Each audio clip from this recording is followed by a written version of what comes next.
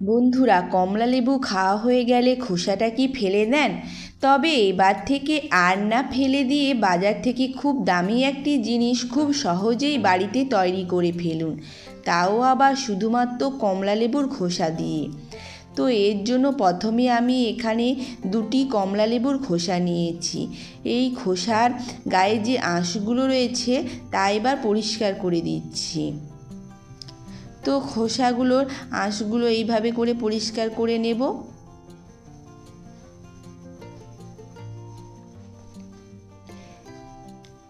তো এরপর এই খোসাগুলোকে মিক্সিতে দিয়ে দিচ্ছি।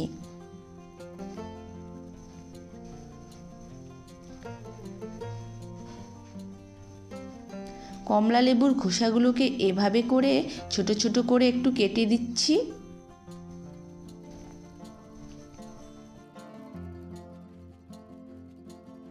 তো আমি এখানে দুটো অ্যালোভেরা নিয়েছি। এই অ্যালোভেরাগুলোকে ভালো করে ধুয়ে পরিষ্কার করে নিয়েছি। এরপর এই দু সাইডে যে কাটা কাটা অংশগুলো আছে সেগুলো আমি বাদ দিয়ে দিচ্ছি। এভাবে করে বাদ দিয়ে দেব। তো এরপর ওপরের ছালটাকে ছাড়িয়ে নিচ্ছি।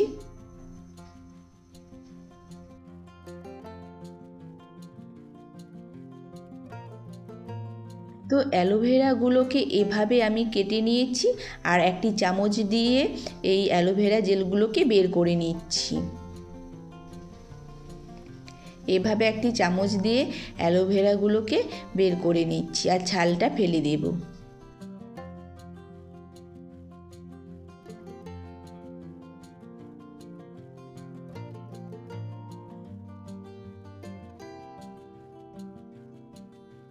তো এভাবে করে অ্যালোভেরা থেকে সব জেলগুলো একটা চামচ দিয়ে বের করে নেব।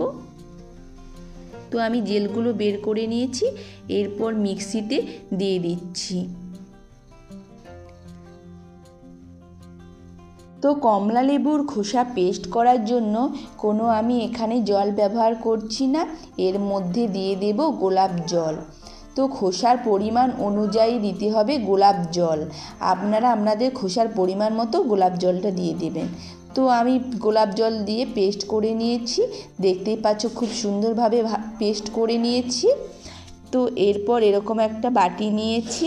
বাটিতে এরকম একটা জাল নিয়েছি।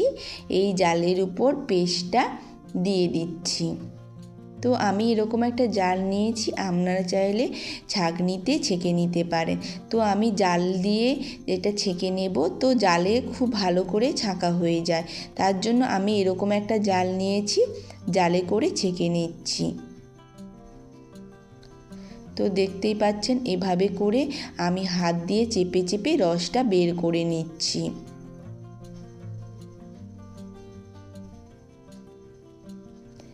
জাল দিয়ে ছেঁকলে খুব সুন্দরভাবে পেস্টটা বেরিয়ে যাবে।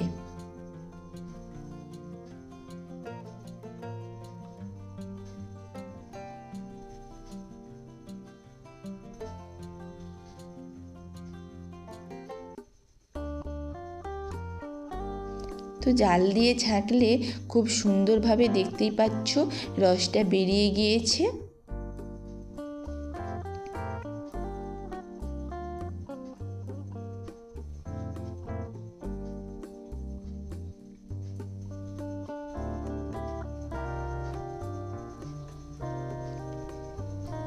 তো আমি ছেঁকে নিয়েছি এভাবে।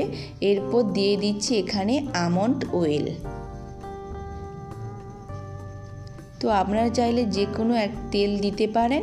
আর দিয়ে দিচ্ছি একটা ভিটামিন ই ক্যাপসুল। আপনারা তো জানেন ভিটামিন ই ক্যাপসুলের কত গুণাগুণ রয়েছে চুলের জন্য, ত্বকের জন্য খুবই উপকারী একটি ক্যাপসুল। তো এটা আমি দিয়ে দিচ্ছি এখানে।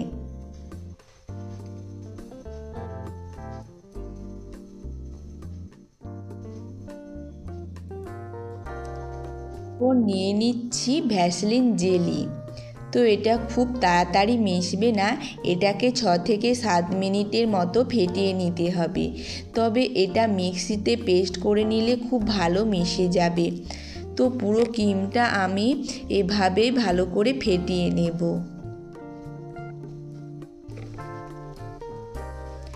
আপনারা এটা মিক্সিতে দিয়ে দিবেন, খুব সুন্দরভাবে মিশে যাবে ক্রিমটা।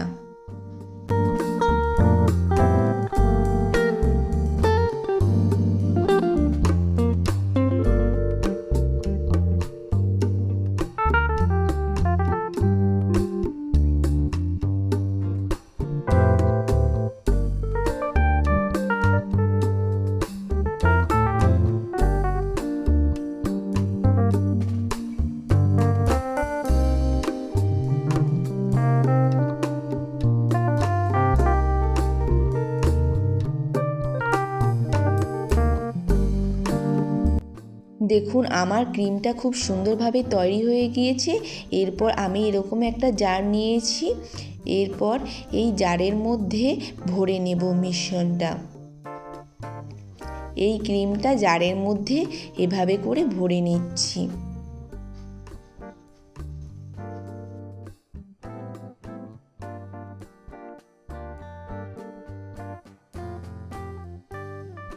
তো দেখুন জারের মধ্যে ক্রিমটা আমি ভরে নিয়েছি। আমাদের শীতকালে ত্বক তো শুষ্ক থাকে, এর জন্য আপনারা এই ক্রিমটা গায়ে, হাতে, মুখে ব্যবহার করতে পারেন। তো আমি এই ক্রিমটা নিয়ে দেখাচ্ছি যে কত সুন্দর ময়শ্চারাইজার মতো কাজ করছে। তো আমি একটু অল্প করেই ক্রিমটা নিচ্ছি, ক্রিম নিয়ে মেখে দেখাচ্ছি। দেখুন এভাবে করে আমি ভালো করে মাখছি।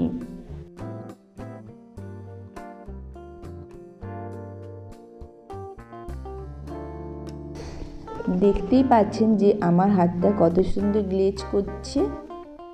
দেখুন কতটা ময়শ্চারাইজার ক্রিম তৈরি হয়েছে, খুব ভালোভাবে কিন্তু ক্রিমটা মাখার পর গ্লেজ হচ্ছে। আপনারা তো দেখেই বুঝতে পারছেন যে কত সুন্দর একটা ময়শ্চারাইজার ক্রিম তৈরি হয়েছে। আর সত্যি বন্ধুরা এভাবে তৈরি করে দেখবেন, খুব ভালো লাগবে। বাজার থেকে অনেক টাকা দিয়ে ক্রিম না কিনে ঘরে প্রাকৃতিকভাবে এই ক্রিমটা বানিয়ে নিন, খুব সুন্দর গ্লেজ করবে, ত্বক হবে খুব সুন্দর উজ্জ্বল। তো এভাবে তৈরি করে দেখবেন, আপনাদেরও খুব ভালো লাগবে। তো আমি তো খুব উপকার পেয়েছি। আর এই ক্রিমটা আপনারা প্রায় 2 সপ্তাহ সংগ্রহ করে রেখে দিতে পারবেন। তো ভিডিওটা ভালো লাগলে অবশ্যই লাইক, কমেন্ট, শেয়ার করতে ভুলবেন না। আমাকে জানাবেন যে কেমন হয়েছে এই ক্রিমটা। তো ভিডিওটা দেখার জন্য আপনাদের অসংখ্য ধন্যবাদ।